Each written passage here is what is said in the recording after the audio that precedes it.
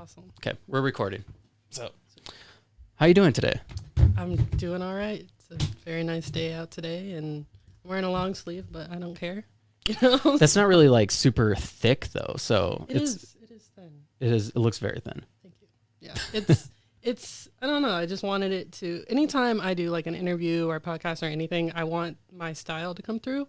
So if it's like weird or like eccentric, like I'm going for that style like purposely. That makes sense. When I go to like events, I'll usually wear sunglasses and things like that. You should definitely throw your sunglasses on then. You know, I wasn't going to, but now I am. So why not? Adds character, right? People are gonna be like, "What's her deal? Why is she wearing sunglasses?" I'm here to answer all of those questions. She inside? I'm here for all of those questions today. So why are you wearing sunglasses? I don't know. I feel like it just. I don't know. I've always liked wearing sunglasses in general. Those are actually pretty interesting sunglasses. Like, what are the style? What's the style of those? Like, they're not aviators, right? I don't know what they are. They were given to me. So my boyfriend gave them to me. So he gave me like some silver ones, some black ones, some gold ones, and then there's like these ones that are just red. And whenever I wear them, it looks like the whole world just looks different. It looks like a dreamland or something. So it's like a Elton John type of style. Very much. Yeah. Very much so. Yeah, those are interesting sunglasses. We'll go with that. Yeah. I'm also just like, as an artist, I just kind of embrace whatever comes. So if I like the style, and I'm just like, yeah. The other day, like I bought a fanny pack and I was like, I never thought I was going to be that person. And then I was just like, you know what? I kind of like the style. It's useful. I can optimize my time and my space. That's one of my favorite words is optimize. Like I just like to take things and utilize them to the best of their ability and work with them. So, well, that's a great thing about fanny packs. I wear a fanny pack. Oh, okay, cool. I run with a fanny pack. I occasionally carry a fanny pack, and I get interesting looks. People look at me weird. Like, wow, that person's really wearing a fanny pack? Well, I mean, why would he do that? He's like 20 something. It's so useful. Like, I mean, it's so easy to just like walk around with. It's better than having something on your back. I mean, especially you said running. So yeah, I mean, it's perfect for that. And it holds way more stuff than a lot more. Like than just like a purse. I mean, come on now. Yeah. So. And then you get the people that wear it around their shoulders too, because now you can buy them to where they don't just fit around your waist. You can adjust them to where they're like a strap around your chest. Yeah. That's new. I'm gonna have to it's almost like a satchel. Okay. Yeah. Cool. Yeah, they're kind of cool. They're interesting. I like them because you can put your keys, your phone, your wallet. Like I'm a person, like especially now, like we have these giant phones. Like that thing's not gonna fit in my. Like I'm wearing athletic shorts and I wear short shorts, so that's not gonna fit in my pocket. Yeah. Or it's gonna bounce out of it at some point or fall out. You're preaching to the choir. I totally understand that. I usually always wear like baggy pants with like a lot of like the side pockets and everything. And you're like, why? And I'm just like cargo pants? Yes. Like you don't understand. It's so useful when you're an artist and you're just, like throwing in like brushes or, I saw, what was I watching? It was on Instagram and somebody had put Hot Pockets or like Tostitos pizza rolls in the side of their pants. And I was just like, why haven't I been doing that? So, there's, again, optimized space, very useful. Yeah, absolutely. And when you're an artist, you kind of have to do that, right? Like you have to make use of everything that you have. Yeah.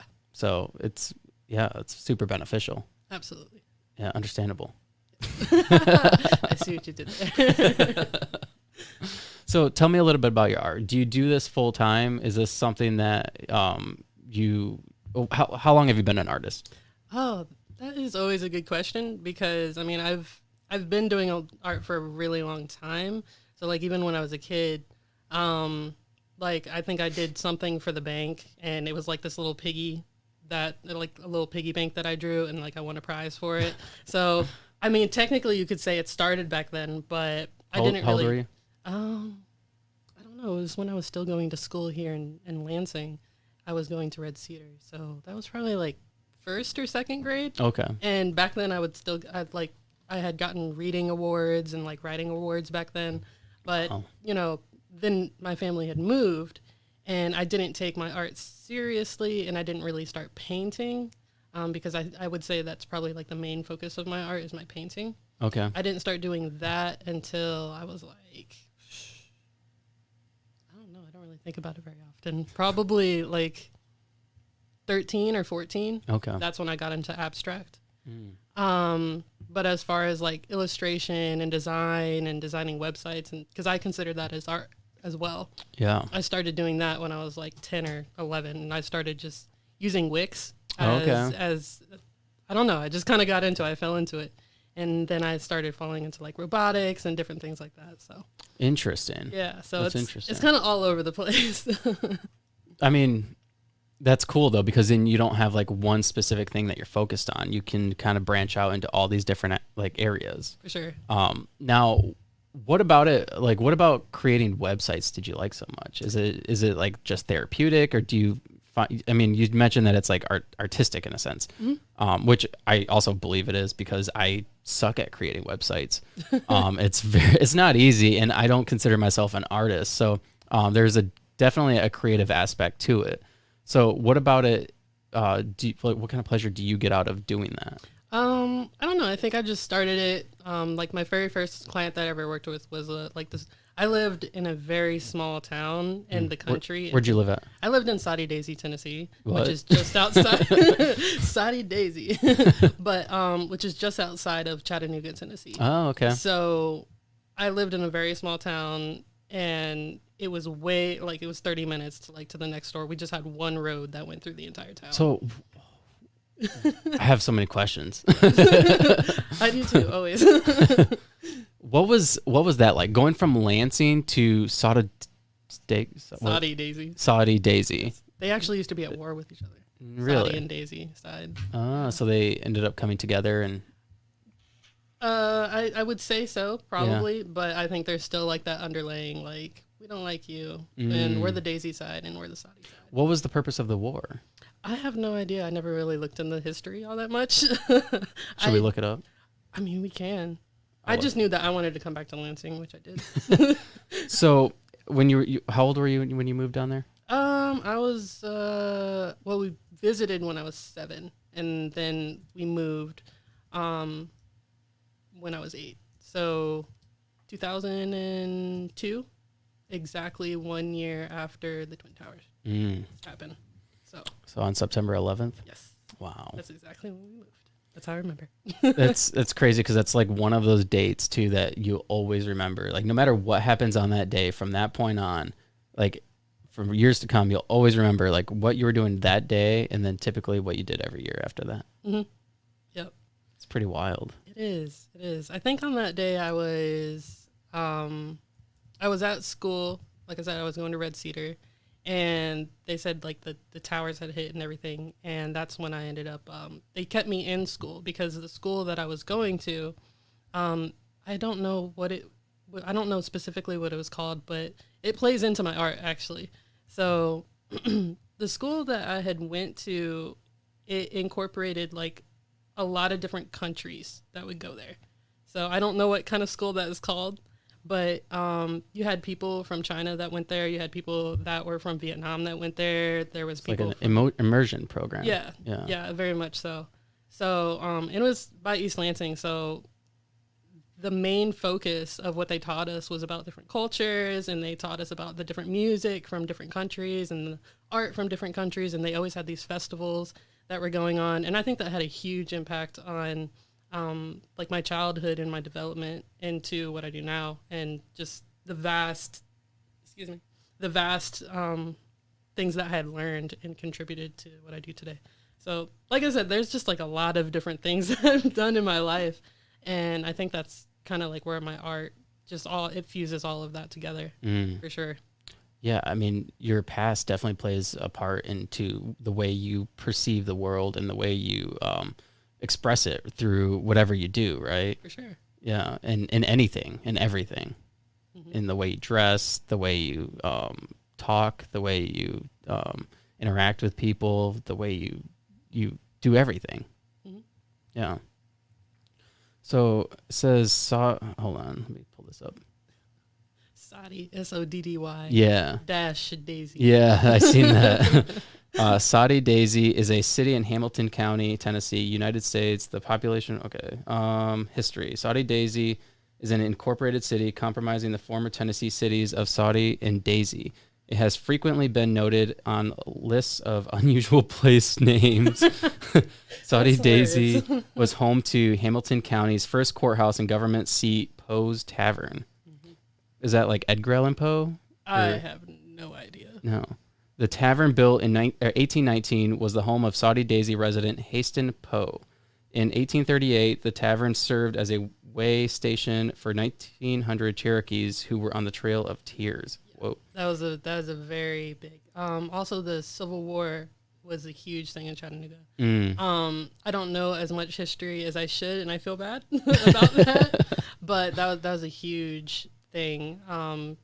Like, that was in our history books a lot. They taught us a lot about like Sacagawea and Trail of Tears, and they taught us a lot about like Lewis and Clark. I can't remember, but I learned it was just a lot of history there, and there are like grave sites everywhere that have like the fallen soldiers and different things like that. And again, that played a huge part in just, you know, when you grow up in an environment where that is the main focus, you learn a lot of different, you just learn a lot of different things. I don't know how to explain it, but what was their perspective in the way they taught about the Civil War? What was that like? Was it, I mean, because like I went to school up here. I'm from Florida, but I moved up here when I was 9, and obviously we learned about the Civil War in elementary school. I think I moved up in 3rd grade. So we would have learned about the Civil War from that point on. And the North's perspective is, you know, like the South was like bad, and, you know, obviously because of slavery and all that stuff. We know that's bad. But so they have when they teach it, they teach it from a very pro-Northern aspect, right? Mm-hmm. How did they teach that in the South? So I don't think they really talked about slavery at all, from what I remember. Okay. But also I went there coming from the North. I didn't really understand what people were saying to me because it was like a whole different language. People had different dialects there. Yeah. So like Coke means pop. Yes. Like yes. All pops. Yeah. So even moving back to Michigan, it was a little bit of an adjustment. I mean, I don't think I ever really got the Southern dialect, accent. But except for y'all, I will say y'all. Y'all is a word, and I will say it, and ain't is a word, and I ain't gonna stop saying it. That's all I know. And I will say that Rocky Top was, you know, the best song that they had. If you ever look up Rocky Top, it is the best. You know, that was our school anthem, everything. So it was the whole state's anthem. But yeah, they really didn't talk about it all that much. But if they did, I wasn't really paying attention because I wasn't really focused on school all that much. I didn't do very well in school at all. I don't know. School was never really like my thing. I think I had ADHD. I mean, I'm pretty sure. I think for so many people, school's not, it's not something that, the way it's set up, right, is it's meant to build people into being workers, into going into the factory, into like just following instructions all day long. It's not engaging whatsoever. Mm-hmm. And so for the majority of kids, unless you like can learn that way, it's very boring and it's hard to pay attention. I mean, you're sitting in school for 8 hours a day. Yeah. Like how am I going to go to 5 different subjects every single day and learn as much as I can possibly learn in each class? For sure. Like that's overload. And it's not a good way to learn anything. Yeah, and one thing I learned is like everybody learns differently. So for like the average of what they were trying to teach is like 2 + 2 is 4, right? So for me, I would be like, what, you know? But if you tell me 4 - 2 is 2, I'm like, oh, that makes complete sense, you know? So you just have to learn that like everybody learns differently. And a lot of people are hands-on and whatnot too. Yeah. I had to take a lot of extra classes too. Like I think every year I had to go to summer school. And then even when I was in Lansing, I had to go to Kumon. If anybody is familiar with Kumon, it's a very different way of learning. It's like Sylvan, but more strict to the point. Interesting. And it's just a different way that they teach you. So yeah, I went to summer school a lot, and that didn't really help at all. But when it came to things like music, or it came to things like art, or, you know, gym or anything like that, of course I was like really good at that. I was like, You're I love all that. in. Yeah. All in. Or if it was writing, not grammar. Grammar is terrible. But as far as like writing stories and things like that, yeah. That was more is that something you still do? Do you currently write? Yeah. Yeah. Yeah, I definitely write. I'm currently, well, I have a poetry book that I wrote, and it's going to be in 3 parts. So the first book is going to be the first part, the second book is going to be the second part, third is third part, obviously. And then I have like my own, like just kind of like my story that I'm writing. I don't know what I'm going to do with it yet, but it's just kind of a book about, and the poetry book goes into this too, but it goes into what it was like growing up and to leave the cult that I told you that I grew up in, and then the after effects and just everything. So I've pretty much documented through photo, video, through taking pictures and just different things like that through my art. I've just documented my journey, and so yeah, that's. I hope that answers your question. No, I think that's very cool, and I wish that's something that I would have done, because you said you listened to Juji's episode, and I talk a little bit about the cult that I was in, and how, I mean, a lot of people probably would say it's not a cult. It's hard to call it that sometimes. What do you mean?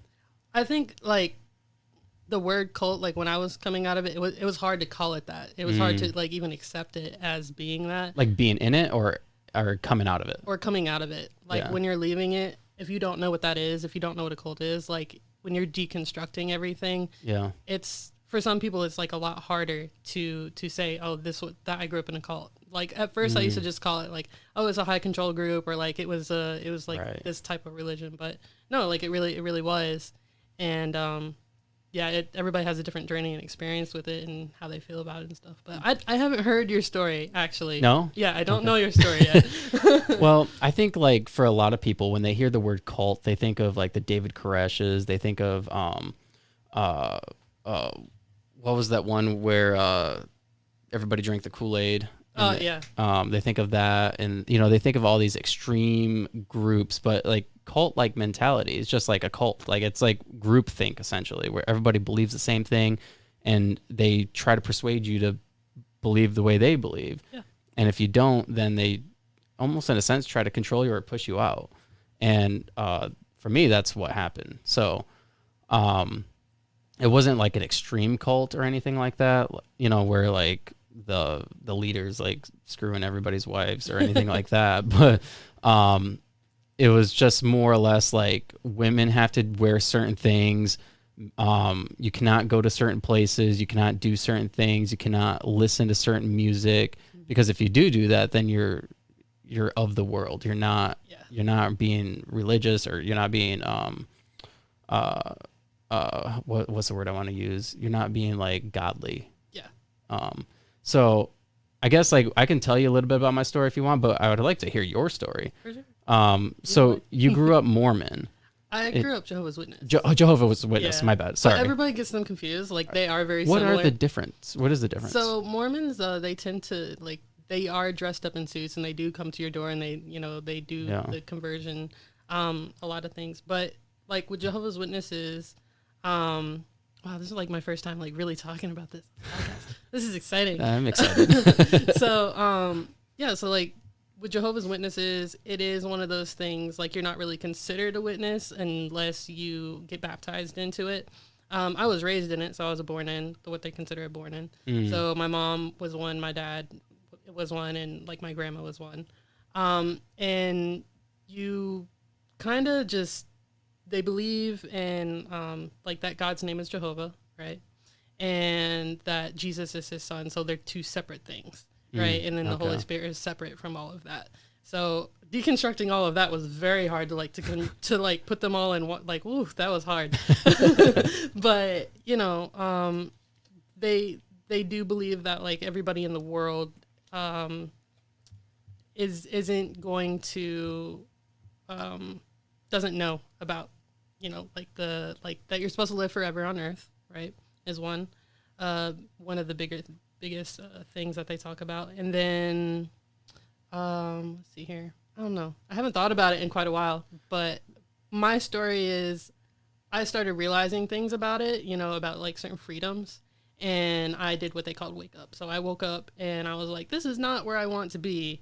And, I was trying to slowly like distance myself, but, that raises red flags of people. People are like, why are you asking questions? Like, why are you doing this? Why are you accepting like happy birthdays from people? Why are you doing this? Because you don't do birthdays there or holidays or anything like that, or the flag salute or anything like that. So that's one thing that's very interesting about religion is when you start questioning things, people are like, why are you asking? Yeah. Like, you should just accept it for what you should just accept what we tell you. But if you start questioning what they're telling you, they're like, why? Like, don't do that. Yeah.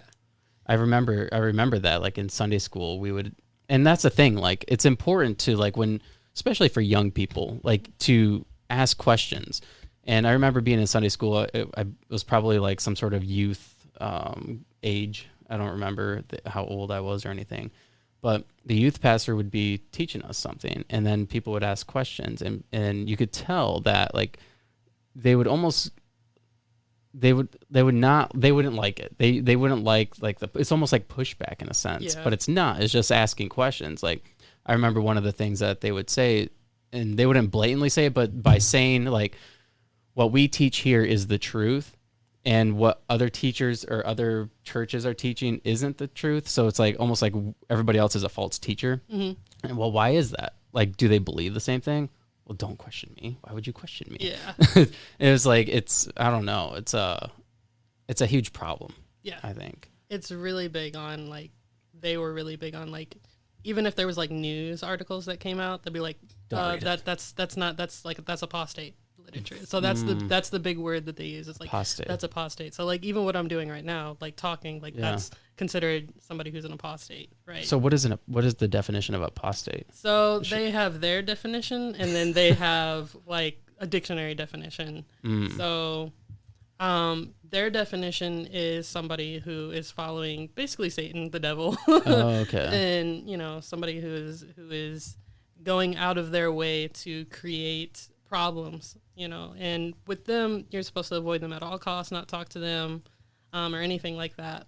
So, shunning, essentially, like that's a big thing there is shunning, which I'm currently shunned, because I left, because there's a difference. So there's two ways that you get out of that. So the first one is disfellowshipping. So you like do something, you commit a sin or something like that, and they kick you out. They announce it from the stadium, like from the podium, and they tell everybody like, hey, this person's disfellowshipped. We're not gonna, and everybody knows like, don't talk to them anymore. And then you can also take your leave, try to have a little dignity and leave. Like, I don't agree with this anymore. You don't even tell anybody, you just say like, I don't want to be a part of this anymore. And they still announce it, and you still get kicked out, basically. Wow. So, and that means like anywhere that I move. So like if I go back to Tennessee, right, and a lot of my friends there, or no longer friends, but a lot of them would know like, don't talk to me or something like that. So yeah, it's a lot of people don't realize like it's a worldwide religion. So that's wild. And sometimes I call it religion, other times I call it a cult. Either way, like, yeah. I mean, that's like being Amish, right? Like if you leave that what is it, like lifestyle or culture, then you're shunned. Yeah. And you're no longer allowed to be a part of that community. Yeah. Which is insane. And you can't just like go back. You can't just be like, oh, I made a mistake, but like you have to go back and like you have to write a letter, and then like you have to show up to all the meetings and stuff, and then like you have to really. Is there like a biblical reason for this? Do they believe that it's like in the Bible? I forgot, honestly. I know that there's something, but I can't remember. They have their own Bible and everything too. So it's not based off of like the King James or anything like that. It's called the New World Translation. Interesting. But to back up a lot of their things, like they have their own books, and so like they have an elders book, which that's a huge thing, which talks about the specifics of like why somebody would be disfellowship, why how long somebody takes to get back, things like that. So it goes real deep. So what kind of things would qualify you to be disfellowshipped or kicked out? Oh, smoking. is one, like smoking cigarettes, just smoking cigarettes, something like that. Obviously like sexual immorality, something like that. Cheating on your husband or wife. Let's see, having like a boyfriend or girlfriend that is not a witness, that can get you kicked out as well if they find that out. So, you know, like even dating without like a chaperone sometimes, like, wow. Yeah, like it goes pretty deep, extreme. And that's, like that reminds me a lot of, because I grew up Baptist, and the church that I went to wasn't quite like that, but the organizations that they were associated were like that. Yeah. Like, for instance, my brother and my sister went to this college in Tennessee. It's called Crown College. I'm familiar. And, are you? Bit, yeah. So they're legit cult. Like, I mean, you cannot go anywhere on campus without a chaperone, or like if you're dating, like another, like you can't go on campus alone with like the opposite sex. Yeah. Like there's certain like parts of the campus you can't go. Can't go out like on a date without a chaperone. Like, it's crazy stuff. Like, legit crazy things. And yeah, so it's like extremism, like to the fullest. Yeah, on totalitarianism. For sure. Yeah, and it's like, I don't know, and it's crazy. Like, I remember, I think my brother on this podcast, he was on around this time last year. He was talking about how when he met his wife at that college, they were caught off campus, like on a date, like at an ice cream shop or something. Yeah. Like they were in public at an ice cream shop, and he got in trouble and got threatened to be kicked out. The dean of the college called her parents and was like, I can't guarantee her virginity. Like who are you to guarantee anybody's virginity? Yeah. Like what is wrong with you? They can be very intrusive into like your personal life. Yeah. And it's like more than a full-time job. Like it's a whole lifestyle. Yeah, it's like ultimate control. Yeah. Very much. It's so crazy. So you left this 2 years ago. I'm trying to think. See, I always get confused with that question because I was wanting to leave for a long time, and I was trying to, like, I had a whole process, because you can't just be like, oh, like, I'm not going to be a witness anymore. Like, there's like a time that you have to do this. So, I'm trying to think. I probably, like, maybe 4 years ago. Wow. Maybe 4 years ago, I officially was like, I don't want to be one anymore. So walk me through, like, obviously there was a process and a point in time where you were like, I don't want to be a part of this anymore. When you started coming to the realization of like, wow, this is controlling, this doesn't seem quite right. What was that? What was your thought process during that time? So growing up, I had PTSD. So, I mean, I still have it. It hasn't left, but I mean, it's much more, I'm able to handle things a lot better now. But I would remember like going to people's doors, and I'd be like, they're really nice, and they'd say they weren't interested, and I'd be like, oh man, like that's sad that like they're gonna die. Like, you know, because it's a doomsday cult. Like it is like very much based around like Armageddon and different things like that. Like right. A lot of the people are really nice and really kind, but a lot of times like you're just so desensitized to like certain information that you're learning and telling people. So, like, all right, have fun in hell. Yeah. Well, they didn't even believe in hell. Like, so what did they believe? Destruction. Just like gonna die. Destruction. So what happens when you die? Where do you go? Just to the grave. That's where they believe? Yeah. Like you just die and that's it? They don't believe in like a long tormenting like hell. Okay. Like hellfire or anything like that. But as far as like the destruction, there's a lot of different versions. I can't remember a lot of it because a lot of it I've like either blocked out or just don't think about very often. No, that happens with trauma. Yeah. When you're in extreme situations and you start to block things out, your brain does it to protect yourself. Absolutely. Yeah. I had short-term like amnesia for a long time where I just couldn't remember like my childhood. Yeah. I couldn't remember a lot of different things, and I didn't know why until I started going to therapy. And you know, it took me finding different therapists to figure out, like, because the first therapist I had went to when I was trying to leave was like, oh, I just stopped going to meetings. And I was like, you can't just stop. Can't just do that. You know, it's not going to work for me. And I ended up not going with them, but when I was officially like on my way out, I did seek a therapist. I was like really specific, like, hey, I'm leaving a cult and this is going to be happening and I need somebody to like help me go through it and walk through it and things. But yeah, I forgot what the original question you were asking. My original question was, what was your thought process like during that time? Like, I mean, obviously you're going to, do they call them, do you go Sunday service? Like, what is the... They're just called meetings. Meetings. Okay. Yeah, so you go to these meetings and obviously you're going there, you're kind of half in because you're like not so sure about it anymore. Yeah. What are those thoughts like? So for me, my body was just breaking down. Like I was just having like a lot of anxiety, a lot of panic attacks, a lot of like my body was just having a lot of somatic responses to things.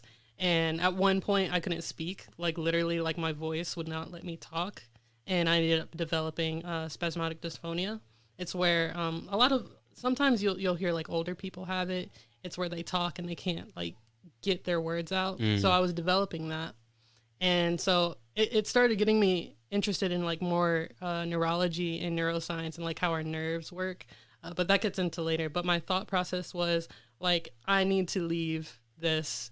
But, you know, my mom's in it, my dad's in it, my grandmother's in it. Like my all I've ever known is this. So I knew that I needed to find like a new community or something of support around me, because at the time I didn't have anybody that I knew outside of it, because that's a big thing. Like you don't make friends at school, you don't make friends at work, you don't do anything like that. And not everybody was raised like as strictly as I was. That's what I've learned. Yeah. And, you know, some people, their parents are a lot more lenient depending on their situation, if their parents were raised in it or not. So like, for instance, like both of my parents, like they grew up having like the freedom of choice of what they believed in, you know, as opposed to me who was born into it, right, where that's all you know. So right. When I remember like specifically going, so there's like regular territories like house to house. That's what it's called. It's like house to house ministry. But I ended up going in business territory one day with some of my friends. Like we were like 15, 16. Like that's what we did with our like teenage years is we would go out in the ministry, and that's what it was called. And I went up to this lady, and I'll never forget. I remember like, cause on the podium, they were talking about how, we need to start inviting people to the meetings more. And if they're not interested, then just like, let them go and leave them alone. Like, don't go there anymore. And I remember just going up to her and asking like, hey, like, do you want to come to a meeting? And then she was like, no. And I was just like, well, why not? Like, I've been coming here and, you know, sharing this with you. Why don't you want to like go to a meeting? I think I was like, maybe 19 at this point. And then she was like, well, I can listen to you, but, you know, and agree with some of the things that you're saying, but, you know, not follow what you do. And I thought that was really interesting. I just left, and that had like a huge impact on me. Like it was the smallest thing that somebody had done, and they were just kind to me. And after that, it just started making me realize like how much freedom I actually had. And after that, I just started doing my own research, and because that's a big no-no. Like you don't do research. Like, whew, I remember like the first time Googling like JW facts, and it was so scary because my heart was beating so fast, and I remember just being like so anxious about it. But I started watching different YouTube channels. So I watched like Lloyd Evans, and I watched like different YouTubers that talked about their experience.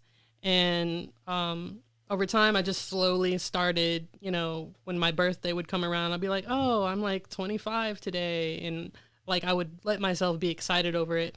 And then there would be witnesses that I was Facebook friends with, which a lot of times you're not supposed to have social media anyway with all of that, because that can lead to, you know, cheating or something like that. Like that was. But you could look at it in a different way for something like that too. Like I could witness to people on social media. Yeah. Well, that's a big thing too. Well, like there's a whole bunch of like controversial things in between like witnesses and then ex-witnesses, and there's like a whole spectrum. So they have people who like for instance there's this thing called PMOs. So they're physically in it but they're mentally out of it, right?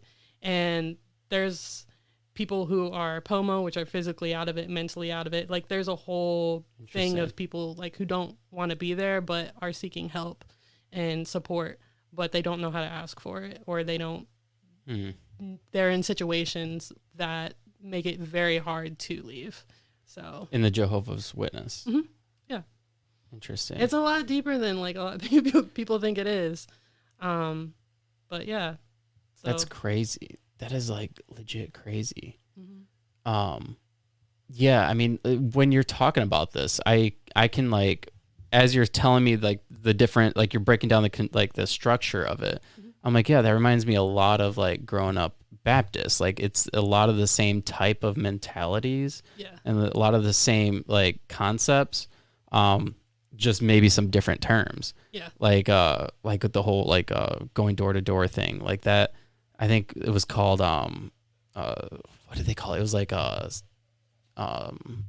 witness. I think they called it witnessing.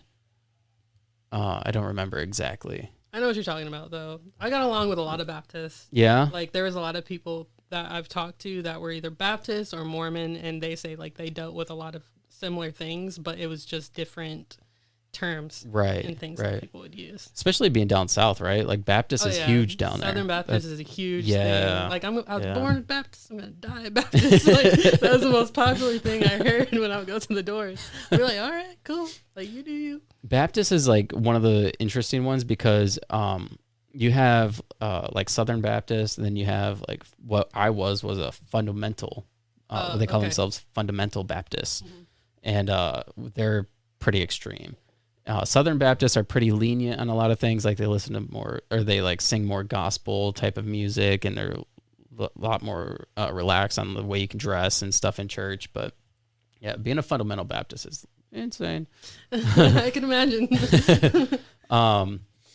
Yeah, so you had mentioned that like a lot of other people that you knew grew up with less strict parents. They could make friends outside of outside of the cult. It was the same way for me as well. Like I wasn't able to be friends with people from school. Like I couldn't hang out with kids from school because they were like worldly in a sense. And so my only friends were the people that I met at church. And oof. Like the older people, or like the kids or something, like or even like my dad was an elder. Like he's no longer an elder anymore. But that's like the same thing as a disciple or a deacon, right? I'm not sure, but they have a lot of power, as in like they're the ones who disfellowship the people. Like so, for instance, like when you go and you get disfellowshipped, right? There's a judicial committee, right? So there's a lot of like legal jargon that's used like in the witnesses as well. So for instance, like the elders, they'll have like a judicial meeting with you, and then you have like 3 older men in there who determine whether you are repentant, or like determine whether you're like good enough to like comment or to go out in the ministry or anything like that. Wow. Yeah. So they get to dictate whether or not you get to be a part of the different activities in the church. Yeah. That's actually why I left going to church altogether, was because I was so I was pretty involved in the church. Like at the time, I think I was like around 16 and 17, I started getting really involved, like to the point where like I wanted to go to the same college my brother and sister went to. Like I wanted to be a pastor. I'm like, yeah, this is what I want to do. And I was on fire for God. I'm like, this is awesome. Like I was getting ready to preach like at a youth service. Like I was going to do a little sermon. And then we were like singing. We were going to do the singing thing, like for this group singing thing in front of church too. And we were in the process of doing all this. And I started dating this girl, or I started seeing this girl. I was interested in this girl, and she didn't go to church. Yeah, which is a huge no-no. And my parents didn't like her. And I don't know why. I don't know why they didn't like her at the time. I don't like her either. But but at the time, I'm like, why don't you like her? Like, she's coming to church. I started bringing her to church, and they still didn't like her. And so they ended up telling the youth or they told the pastor of the church that I was having sex with her. And so they ended up kicking me out of the Wednesday night kids program, to where I couldn't be like a leader. Like I I couldn't do that anymore. And then I ended up getting kicked out of the church orchestra because I played trumpet in the church orchestra. Couldn't do that anymore. And then the sermon that I was learning, couldn't do that, or that I was getting ready to preach, couldn't do that anymore. I couldn't sing in I couldn't sing in the choir, couldn't do any of these activities. Yeah. Essentially, they just kicked me out of everything. And I thought, I'm 17 at this time. Like, why would I even want to go to church at this point? Yeah. I mean, why? Like, that's my community. Like, that's like, this is where, like, I give more than anything. Like, I give back to my community here every week, and they don't want me to be a part of it just because of something that was said to me or said to them. And so then I was like, you know what, I'm just gonna stop going.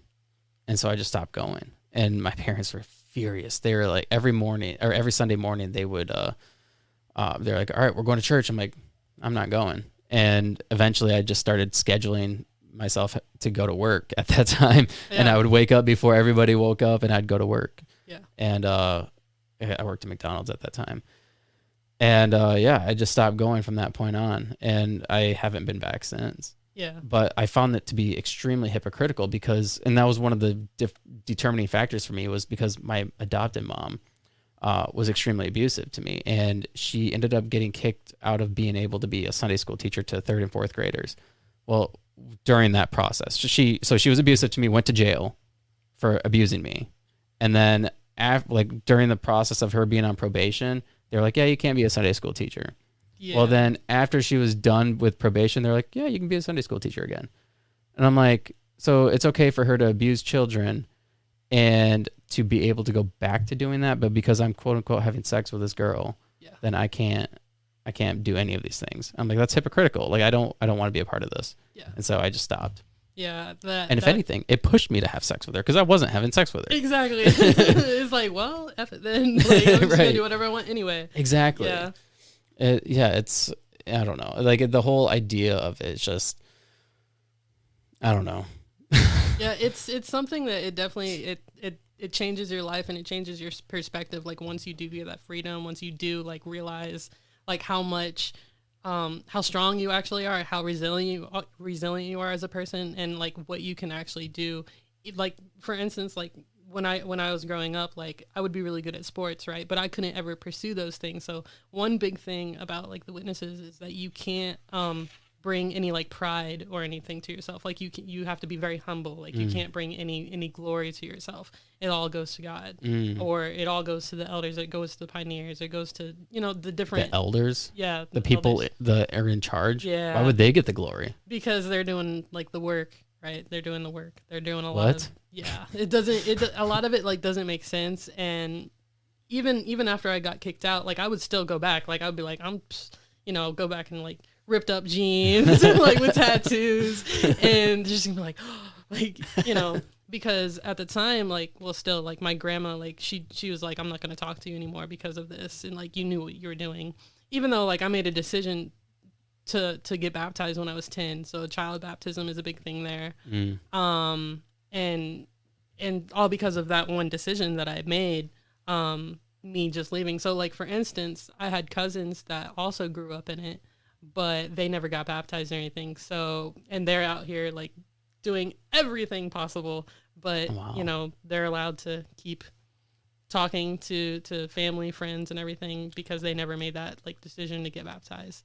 But I totally relate to you when you were talking about like you were really involved, because I ended up when I was 17, 16 or 17, because I graduated from high school. I graduated 2 years early because I went to vocational high school, and I went for welding because on the podium, again, they were talking about how they needed skilled trades in Bethel, which is in New York, which is the headquarters for witnesses. So they needed skilled trades. So, building kingdom halls and things like that, volunteering your time, like you're not getting paid for that or anything. But I would be able to you're be doing on, it for God. yeah, I would be able to For be Jehovah. on these projects, right, at a young age, like 16, 17, like building kingdom halls or like welding different things. And so I ended up going to school for welding, even though that's not what I wanted to do. I could have done graphics design, Right. but I was like, I didn't want to be in the middle school that I wasn't anymore because it was like way in the country. So I was like, hey, let me like go over here to like this vocational school and they have these programs. And I ended up getting like a certificate in welding, and I was in like maybe two or like three different competitions. And then I ended up going to community college there for a year, and I graduated from there from when I was like 17. But I still ended up taking welding. But what's crazy is that I still, even during that time, because also like my parents they had like their own things that they were going through, I still ended up falling into the world of art somehow. Like I found like this artist, sculpture, his name was John Henry. I ended up working for him for a little while. And I just, because I wasn't old enough to be hired into like industrial welding jobs because I was like below 18. I couldn't just be like out here working with like forklifts and cranes and all these different things at that age. But he hired me on as like, he kind of like taught me a lot about welding and sculpture. And then from there, I ended up working with different artists. And so what I learned is like either way you're going to be where you're supposed to be. And I decided to take those moments. Like I said, like I was supposed to go to Bethel, right? Which I was being trained, or what is it called? Like groomed. I think it's like trained basically to go like to the very top. Right. And, I forgot exactly what ended up happening, but they were like, we're not going to send your application in because of something like with my parents. Like, I think they were going through a divorce or something like that. Wow. And so they're like, you're just trying to like leave home. So we're not going to have you involved with this. So I ended up like leaving my hall and going to a totally different hall and all this different stuff. But that is crazy. Yeah. So just running around a lot. Because of your parents' divorce, they were going to punish you. Because at the time they were getting legally separated, so they didn't have to get in trouble by the church. Gotcha. At the time. Wow. So they were like legally separated for like 2 years. And then when they actually got divorced, because that's another thing, you can't get divorced there. I got divorced, because I got married when I was like 19. But like, even to get divorced, like they get so into your life that you can get disfellowshipped for like even dating. Like let's say you're separated or you get divorced, right? And you start dating someone. Like, we know that you can date and we know that like you can live your own life and stuff. Right. But when you're in it, you can't, right? You don't know that you can. And like, there's certain things that'll, it's just, it's a lot. it is so crazy because, my dad, he got divorced like 6-7 years ago, something like that. And, during that process, so after he got divorced, my mom left him like on Thanksgiving in the middle of the night to go live with her ex-boyfriend from high school. And so she was having this affair with him. Well, she ended up leaving, completely left. And after the divorce, my dad started dating, and he would I think he brought like 2 girlfriends to church one time. Like he brought like one with him like 1 week, and then after they broke up, he started dating his now wife and brought her to church. And the pastor of the church said, we would like you to stop coming to church because you're making divorce look fun, is what he said. Wow. And so he was like, okay, well, I guess I'm done. I'm not going to church anymore, or not going to that church anymore. That's crazy. Like how people will do that. They'll just, you're just living your life, like doing whatever makes you happy. And they're just like, no. Well, the idea of like somebody left you and now you're expecting me to just live unhappily without like having a significant other for the rest of time. Yeah. That doesn't even make sense. Yeah. Like you should be able to find somebody that you are happy with. And I mean, it's not like you're out there playing games. Yeah. I don't know. It's just, it's a crazy mindset. Yeah, it doesn't have to be as complicated as it is. No, it's very archaic. It makes no sense, and it really does all go back to control. Yeah. But yeah, so I think even if you look at things in the people in the Bible, like in like King David or like a lot of the kings and stuff in the Bible, they all had like hundreds of wives, and some I think had thousands. Yeah. And like then they had concubines and like people that they just had sex with, and just like I don't know, like I mean I'm not saying that that should be okay. I'm just saying that like that was something that even in the Bible happened. Yeah. It's crazy. Yeah, It's wild. for sure. It definitely warped my view on like relationships in general and like what was okay. Like being in it, it definitely warped like my idea of like marriage and like what you're supposed to be, like how you're supposed to act, things like that. And so being an artist like had a lot to do with that. So I ended up, I would usually just like write out how I was feeling, because I didn't even realize like the kind of poetry that I did was confessional poetry. Like I didn't realize that it was just me like spilling out like emotions and some of it would come out like very angry but what that did is those uncomfortable feelings that I was feeling and experiencing, like it taught me like to trust myself. And that entire process of leaving and going through all of that, I met some amazing people. Like I've met like really beautiful people who they do not let what happened in their life or their past define them. And one thing that they like to do, like as witnesses, is like kick you out and completely cut you off from everybody and everything that you've ever known. But I decided to use that as an opportunity. Like when I would go back, that was me trying to reclaim my power back. Right. I don't need permission now, but Right. you're going to do what you have to do in order to grow, Yeah. So I think it was kind of perfect that I met you like at the time that I did, because I think I wasn't even out yet. I think I was Really? like still trying to leave. Wow. But because a lot of it, like, How long ago was it that we met? it had to be like at least maybe like 2 2 years ago. 2 years ago. Okay. At least. Wow. Yeah. So it was the first When September, it was my first When September Ends event. I'm pretty sure.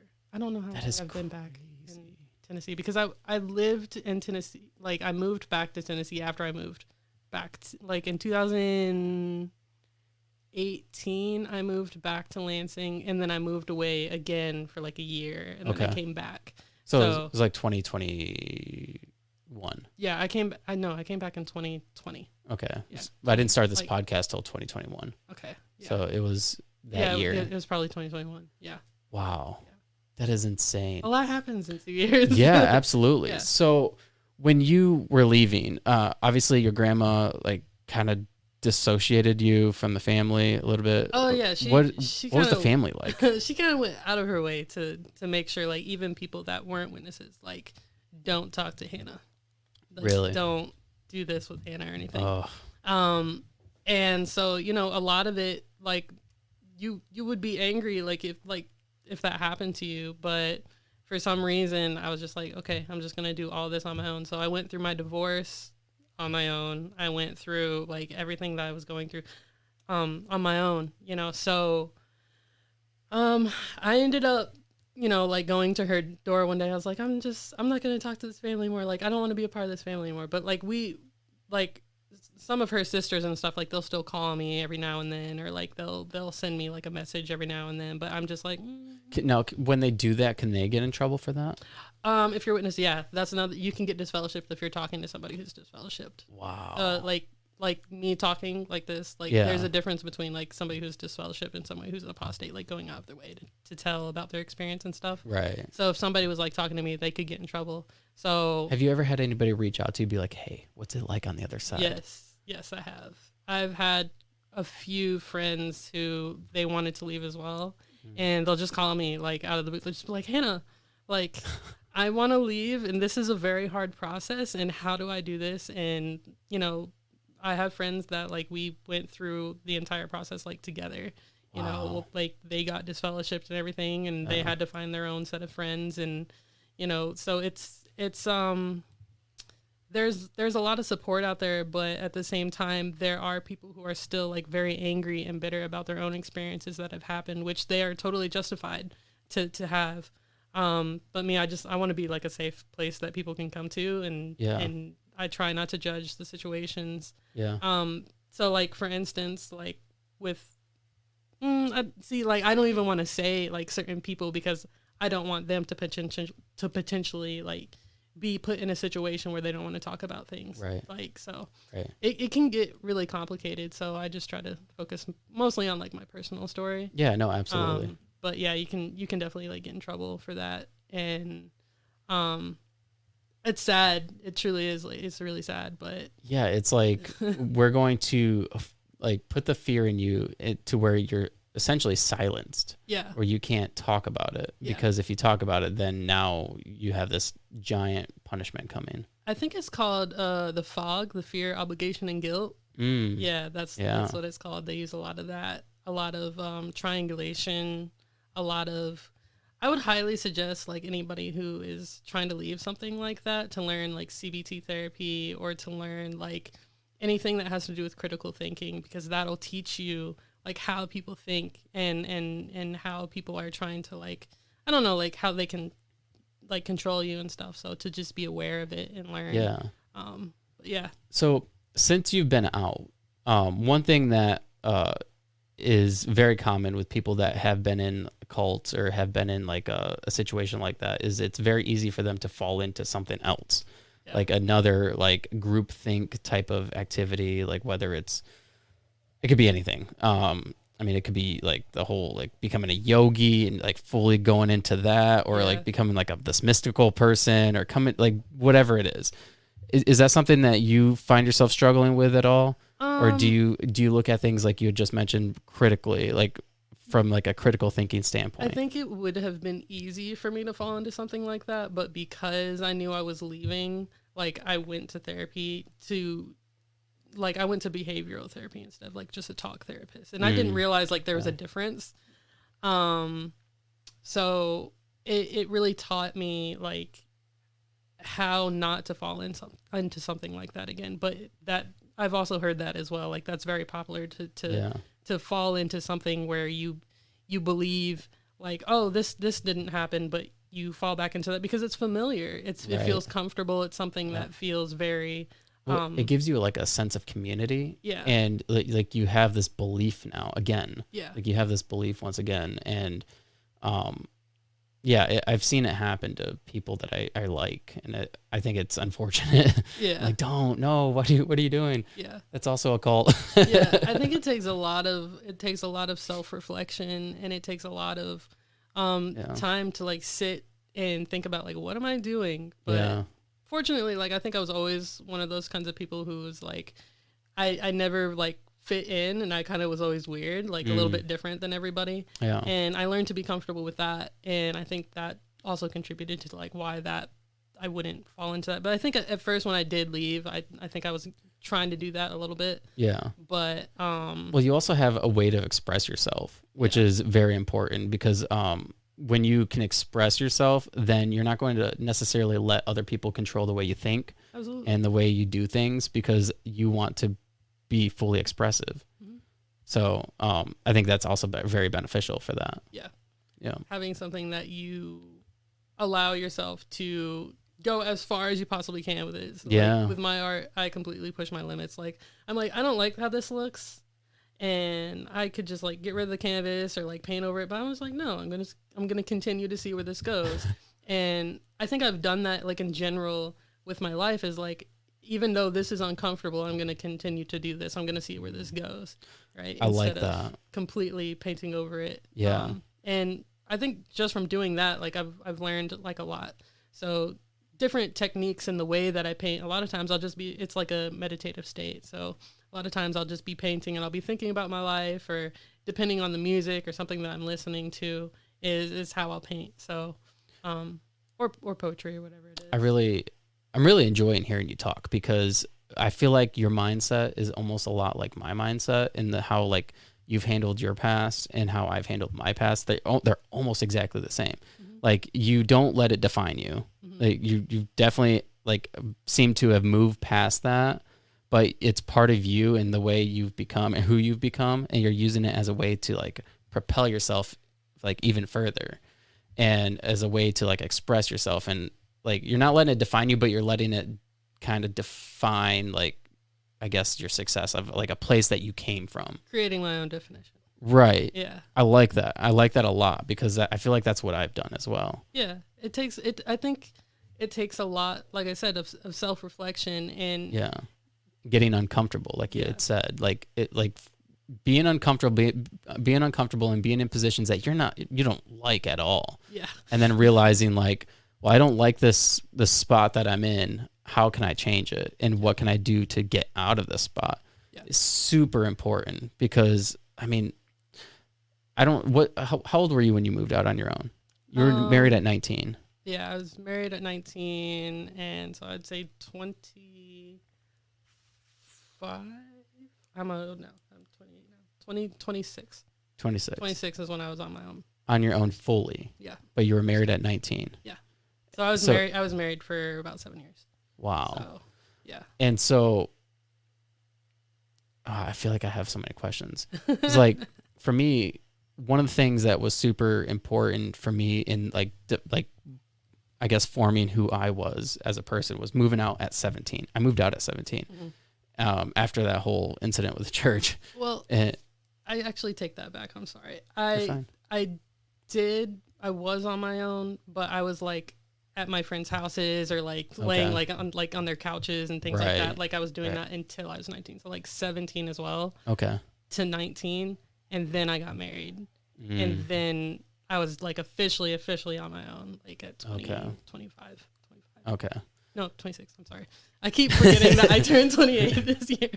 Well, so that was one of the things that like for me was one of the most defining moments in my life is when I moved out. It put me in this position where I'm like, I'm extremely uncomfortable now because I'm like, I'm 17, still in high school. I work at McDonald's.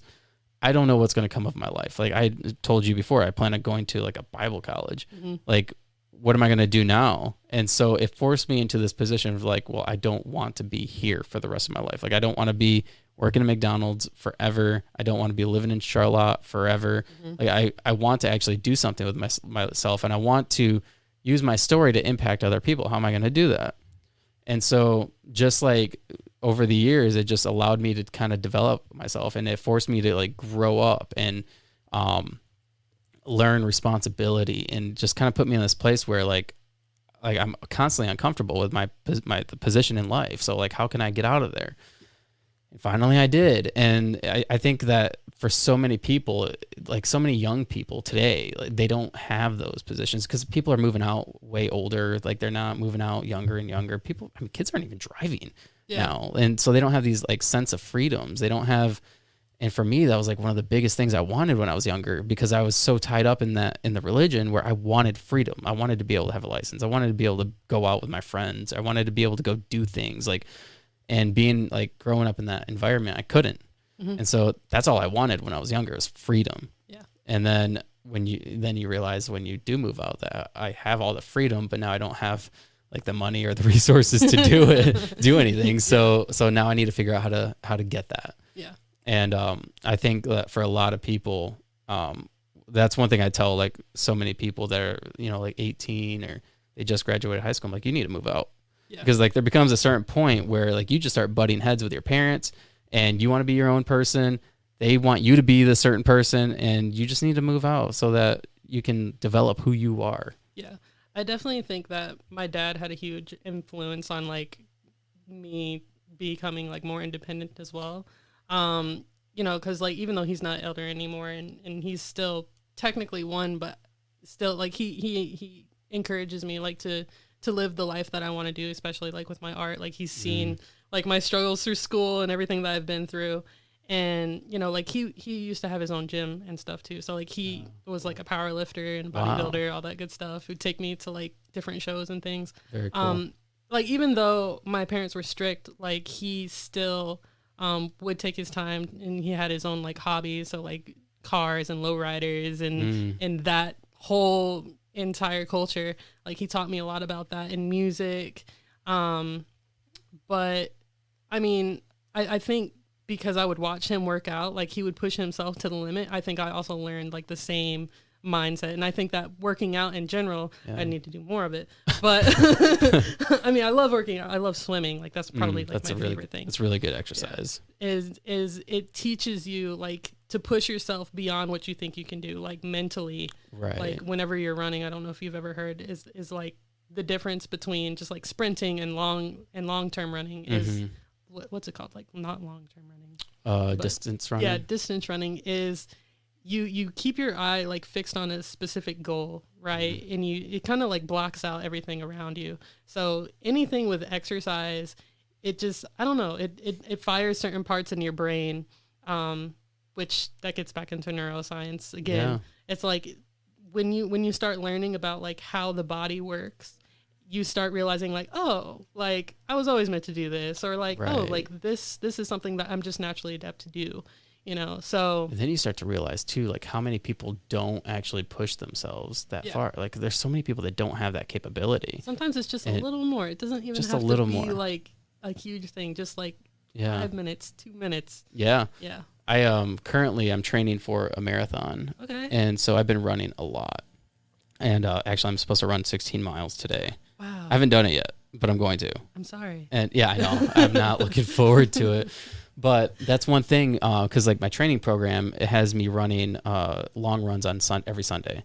And so on those days, it's hard. Like, I mean, like I think last week was 11 miles, which wasn't easy. The 11 miles is from McGuire Park here on Aurelius all the way down to Bodie's and everything downtown and then back. That's 11 miles. And it's not easy. I mean, you like you had said, you have to focus. You have to just like you at a certain point, like you have to start focusing on like, okay, I'm going to make it to that tree. I'm going to make it to that sign. I'm going to make it to that road. And then you just keep going and going and going. You just keep mentally pushing yourself. Yeah. And that's what builds like mental fortitude. Like it just makes you stronger as a person, because like if you can push yourself in one area, then you can push yourself in all areas of life. Yeah. And I like that you had mentioned that. Absolutely. Yeah, I think something else that I heard once is like if you have one person in your life that is like constant in your life, that like you'll be all right, like you'll be okay. And like just hearing like the words like you'll be okay or you'll be fine, it doesn't have to be like this grand like quote or anything, like just being, right? Somebody just accepting you for being you and letting you grow. Like that's probably like the biggest thing that I ever had is I had many different people in my life, even though my parents had their own things and I was in the cult and everything like that. Like I still had different people that I could tell that they took their time and their resources and their energy to invest in me as a person. And I think that really just like pushed me forward, and I wanted to do the same for other people. And I didn't know how I was going to do that, but I think I do it best through art and poetry and different things like that. So yeah. That's awesome. I had a girlfriend a while ago, a long time ago, after I first moved out, within the first couple of years, and her mom would help me out all the time. I was poor. I worked jobs where I barely made any money, barely pay my rent. My phone always got shut off. She would always pay my phone bill for me. And I remember her telling me, because I would always feel so bad. I'm like, no, you don't give me money. Like I don't want your help. But she would always help me. And she's like, don't worry. I don't mind it. Don't pay me back. She's like, just remember that one day when you can, pay it forward. Yeah. And that has stuck with me ever since. Like, I'm like, I always want to pay it forward if I can. Yeah.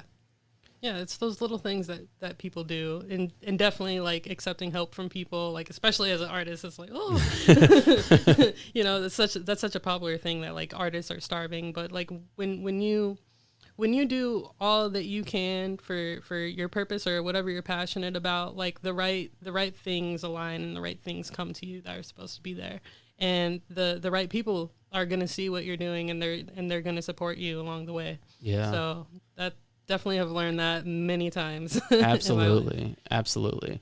Yeah. And all you have to do is put the work in. What are you passionate about? And then just do it. Yeah. Because people will see that, and then people will come. Even if it's unorganized, even if you don't even know what you're doing, just do what you're best at. Right. And whether that's talking, whether that's, you know, being there for people, whether that's, you know, having a podcast or creating art, or, you know, there's many different things. Like you were talking about working at McDonald's. Like some people, like they're really good at cooking. They're really good at service.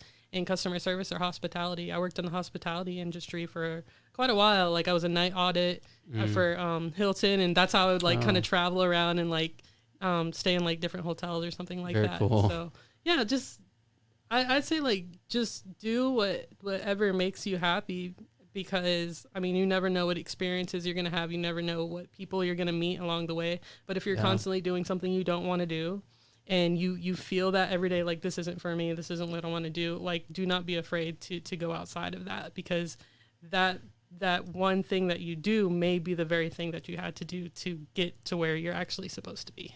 So that's such an important note. Yeah. Such an important note. You had mentioned the McDonald's thing. When I worked at McDonald's, I hated it. I'm like, this is what I'm going to do forever. Yeah. Like I'm stuck here. I don't have a degree. What job am I going to get that I could like sustain myself on?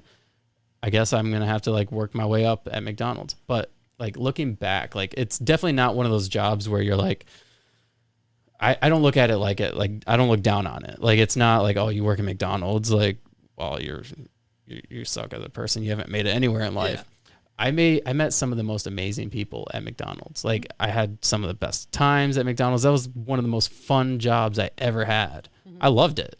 I got free food all the time. I made amazing friends. And one of my roommates was a manager at McDonald's. Like it was just such a good time in life, even though at the time I didn't realize it. Yeah.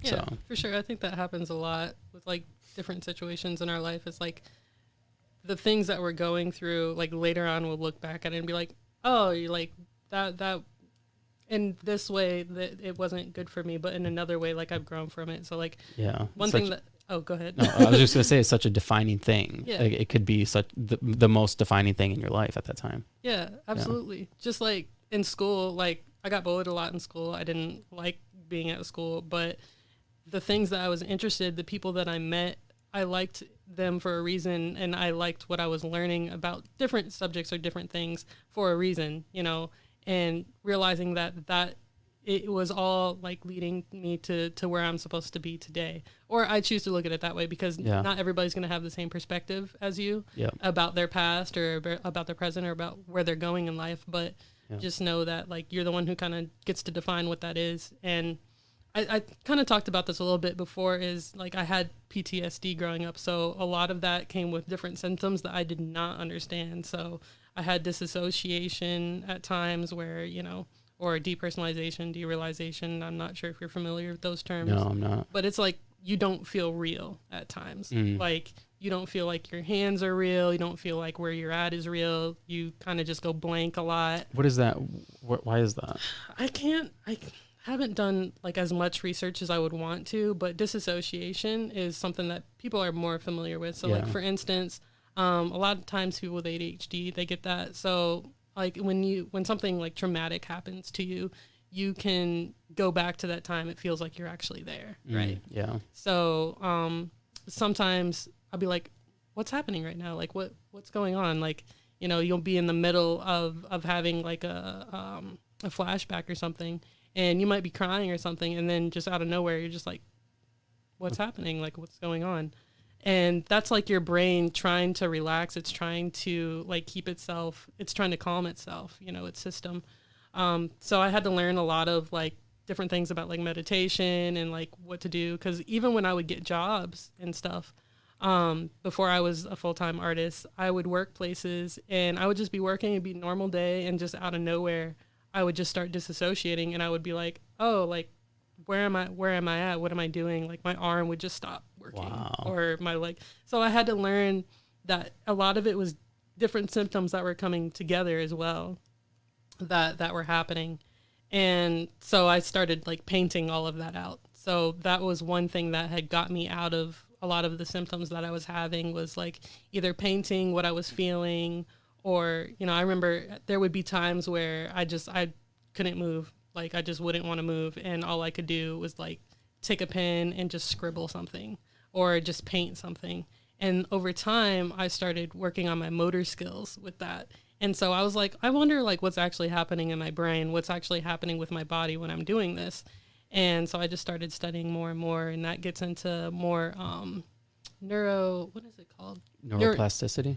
That, and then like it starts to heal. Yeah, and then also like neurographic art too. So yeah, art has a lot more to do with things than people realize, and I kind of want to be that person who lets people know that like artists are very underrated. Like they don't get as much credit as they should. So, well, most artists come from like some sort of very rough past. Like they usually have something in their life went wrong to where they wanted to be an artist. I gotta get this out, and that's how they express themselves. And that's I mean, most artists have had a bad life. Yeah. They've had bad things happen to them, and that's their form of expressing themselves. Yeah.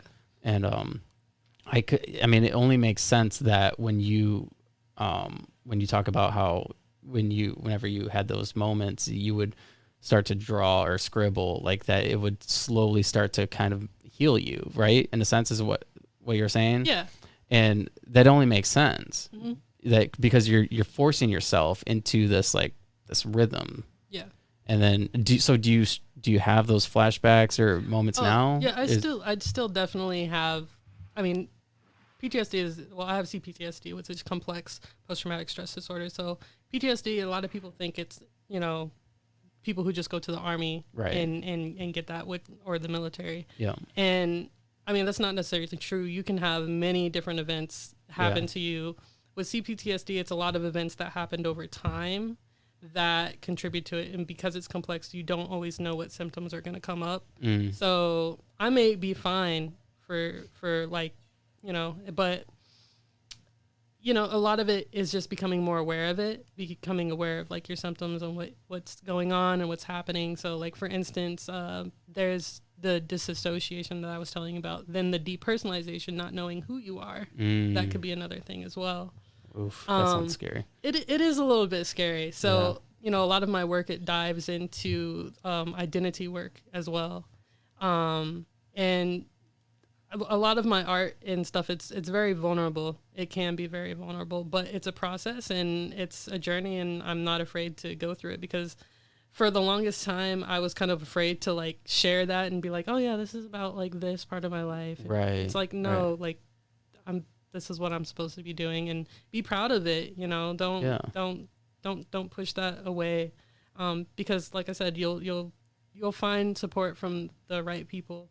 So like, for instance, this year, every year I kind of have one thing that I'm specifically trying to work on. Last year, I was trying to be more affectionate with people, like give them more hugs, and not because of COVID and everything that happened with it, but because like I really just wanted to be more open to like giving people hugs. Being vulnerable. Yeah. And this year is a lot about trust, like trusting myself, trusting people, because with everything that I grew up with, they teach you like, don't trust the outside world, don't trust people, don't trust anything besides what we're teaching you. Don't question us. Yeah, don't question anything. So this year I'm very curious. I'm just like, if I feel this way about something, why am I feeling this way? And not to judge it or anything like that. And I think that's something that a lot of people, I think, need in general. Like, I'll go to the gym and a lot of people, they'll be talking about their life and they're just like, I would never be able to do this, or I can't do this. Or,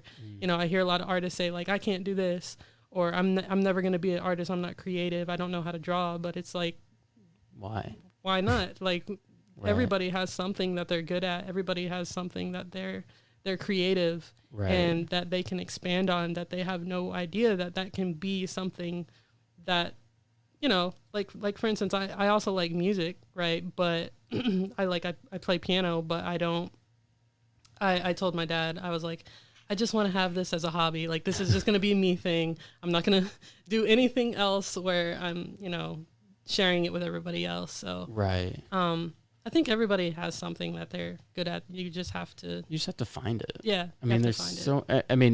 And I think a lot of people think of like being an artist as in like painting or drawing, and like you had mentioned, like creating a website is art. Like, that there's artistic aspects to creating a website.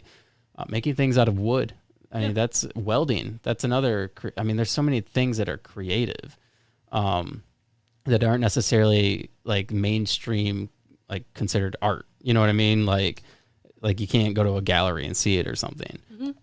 But there's so many things, landscaping, Absolutely. like being like a company that, you know, designs like landscaping or designs buildings, like all kinds of different things are considered art.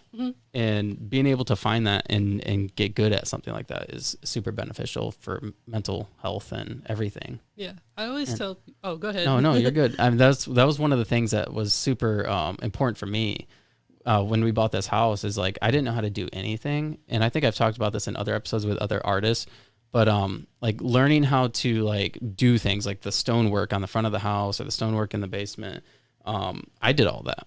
Oh, well, it's really nice. Like Thank you. when I was walking, I was like, this is very modern. Like, The landscaping. like it's cool. Like, The landscaping, I did all that. Yeah. Didn't know how to do any of it.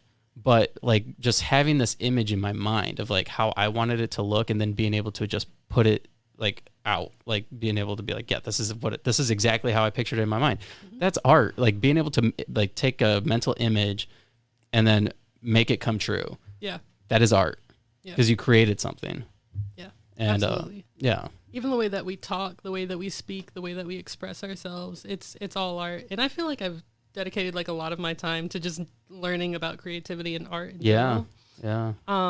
But I always try to tell people like, look, I mean, like even this water bottle, like somebody had to design it. Somebody had to design the label. Like even just the most things that you wouldn't even take in consideration. The cars that you drive, somebody had to make that. The shirts that you buy, like the shoes you get, somebody had to design that, make it. Somebody had to plan it out. Yeah. Even the way that you have your website set up or like your Instagram feed, right? Yeah. Or your social media, the way that the colors that you choose, it's the fonts and all of that is art. And people just they tend to kind of put art off as like that's not something that we should really invest in. But when you invest in the arts, you're investing in your community. Yeah. And like Chattanooga, when I was younger, I remember like how all the artists would get together and they built that community up so much, and it flourishes so much because it's a touristy city too. Like you have Rock City, Ruby Falls, all that good stuff. Yeah. Which is why I do also claim that as His a home. town.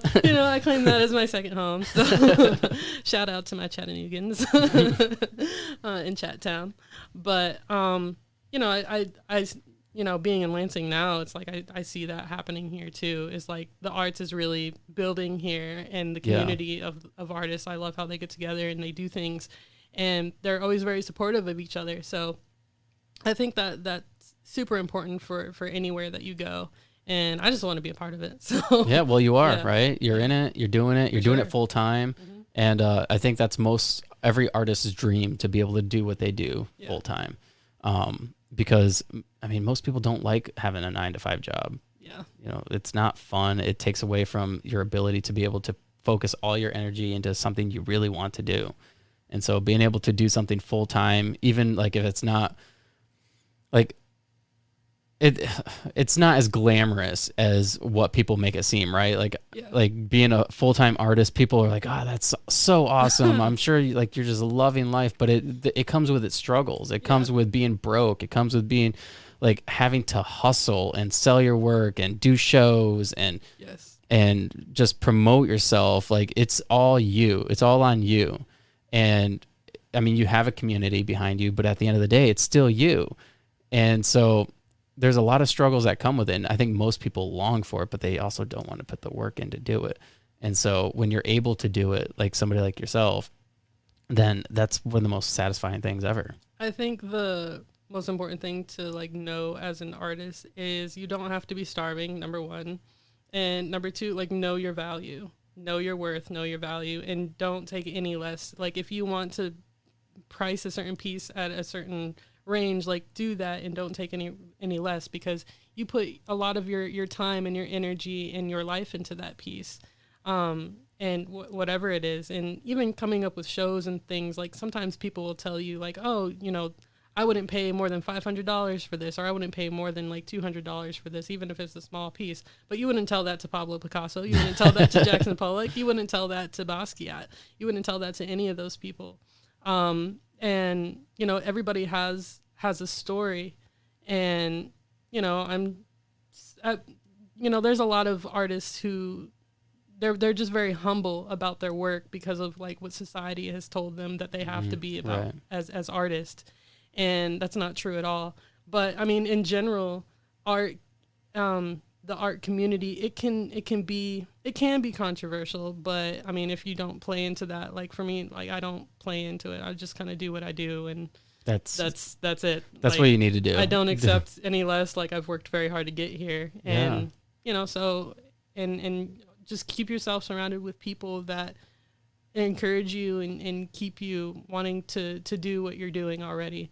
But even with 9-to-5s, I used to feel the same way. To be like, I don't like 9-to-5s. Like this is so lame. But then I was like, well, if I'm doing something that I love, like if I like, for instance, I like working on branding, right? So the look of things, like a website. If I was doing that for a company that I loved working for, that was like taking care of me, like of course I'd be like, yes, I would love coming in. Like I would work extra. Yeah. You know.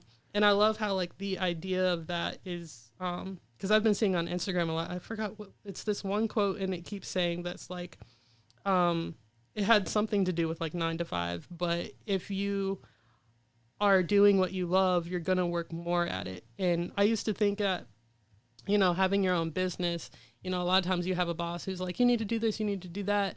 Nobody's gonna have as much passion about what you do than you. Exactly. Right. So whether that's a business or a company or anything, like nobody's going to have as much drive and creativity and all these ideas about what you're doing unless it's somebody that actually aligns with your values and what you want to do. So right. Yeah, and you get what you put in. Yeah, I mean, when you're a business owner, you get exactly what you put in because nobody else is going to do it for you. Yeah.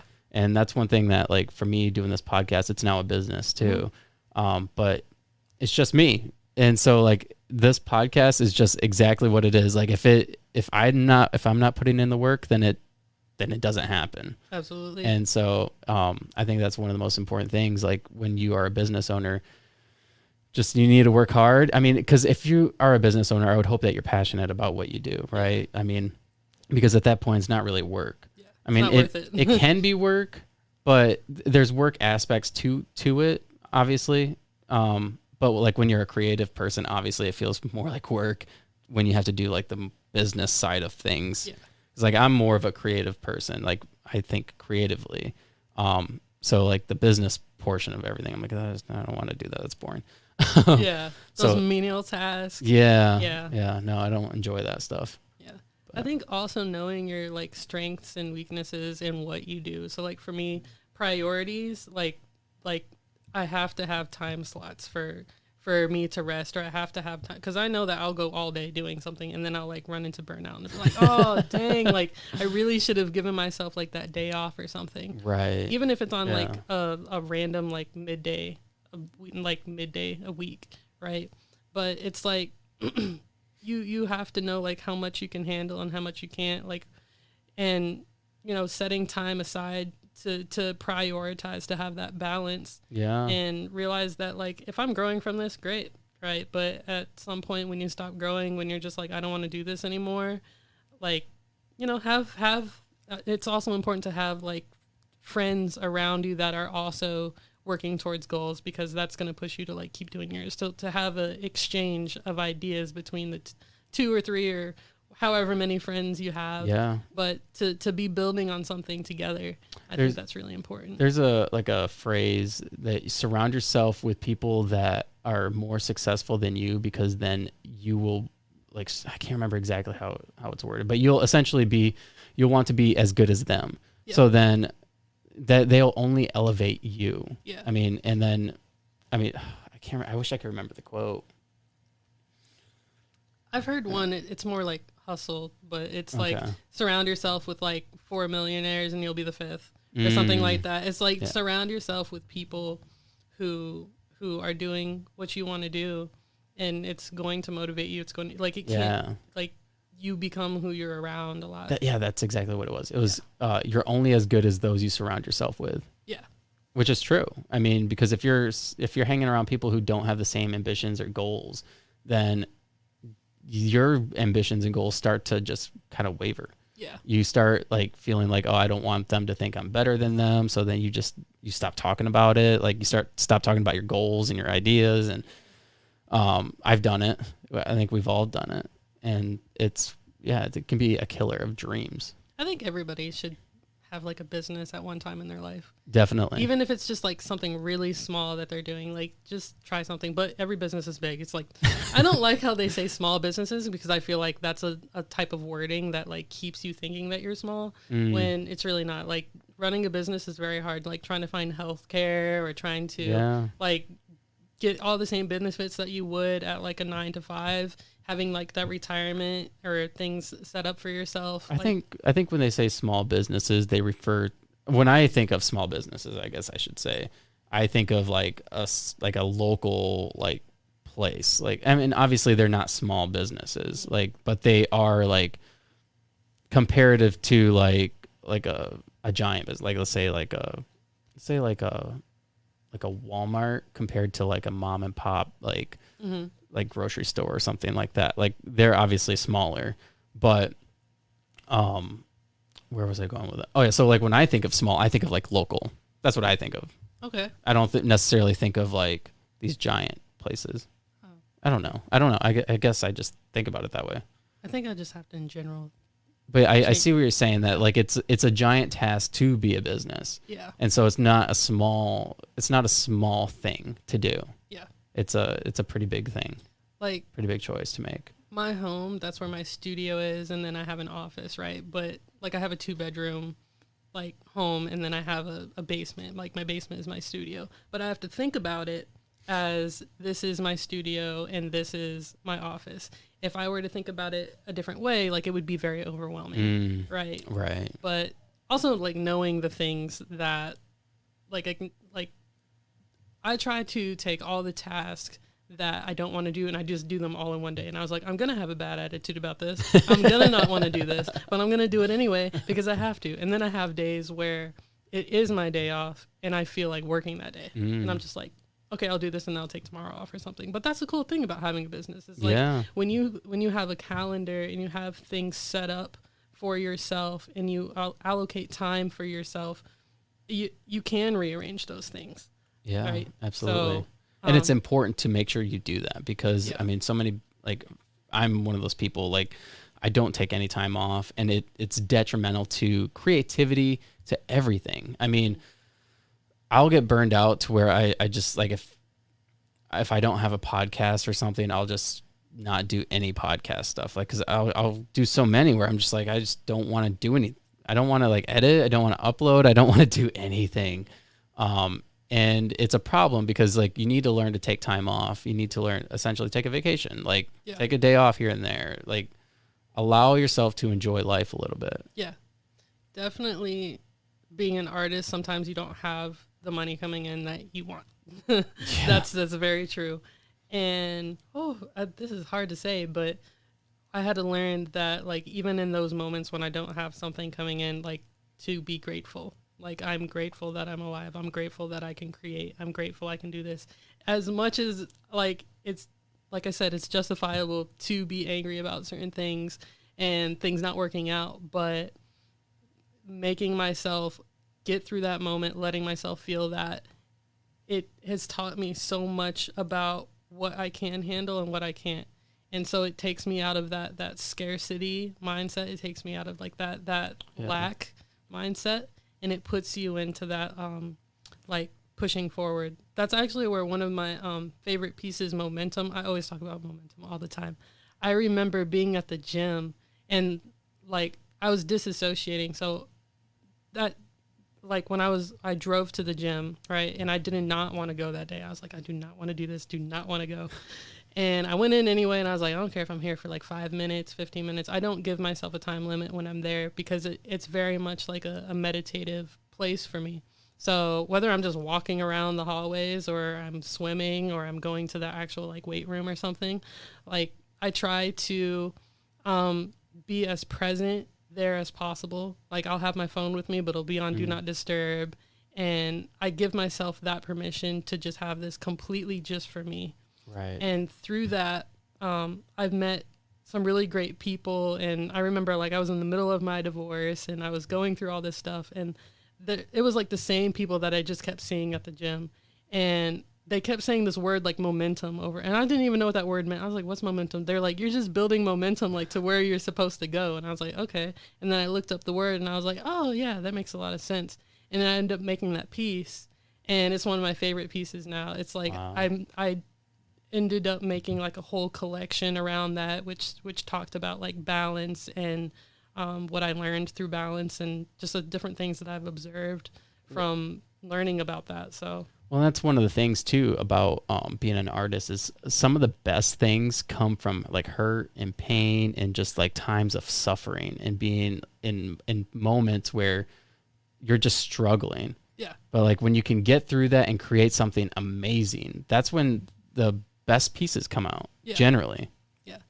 I think sometimes people, like, especially like with my name, my company being named Rainy Dark Fi, people tend to just focus on like the dark part. They're just like, why is it dark? Like, why does it have to be dark? And I'm just like, dark doesn't have to be bad. It doesn't have to be depressing. It doesn't have to be melancholy. It can just mean dark. It can mean lack of light, lack of something, right? Right. And so I try to be more explorative of that.